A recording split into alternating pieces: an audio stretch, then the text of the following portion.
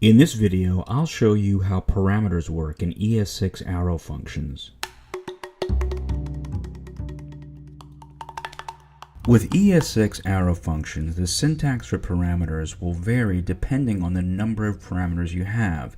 So in this example, I have two arrays. The first one is called days, and it's simply the words Monday, Tuesday, and Wednesday. And the second one is months, and that has the words January, February, and March. So in each case, I'm simply looping over the array. So in example number one, I'm saying days for each, and I'm outputting the value of days. So I wind up with Monday, Tuesday, and Wednesday in the DOM.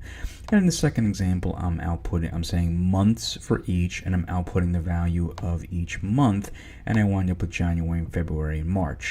There is a 0, 1, 2 there. We'll explain that in a minute.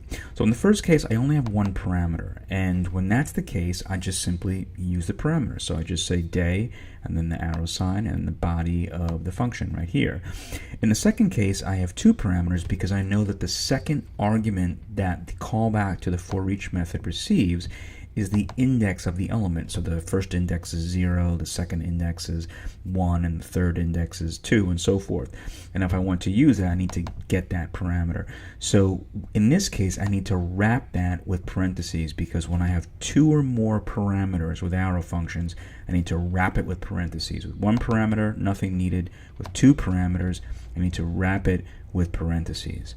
So what if I wanted to ignore the value of the array element? For example, if I get rid of this, and let's say I just want to output the word hello as I loop through the days array. Now that's not very interesting, and it's certainly not very useful or dynamic because we're not using the actual array element. But let's say I don't care. I don't care about day, and I take it away. Now if I take it away, I'm going to get an error, so I have to do something there. And what I do is use open and closing parentheses.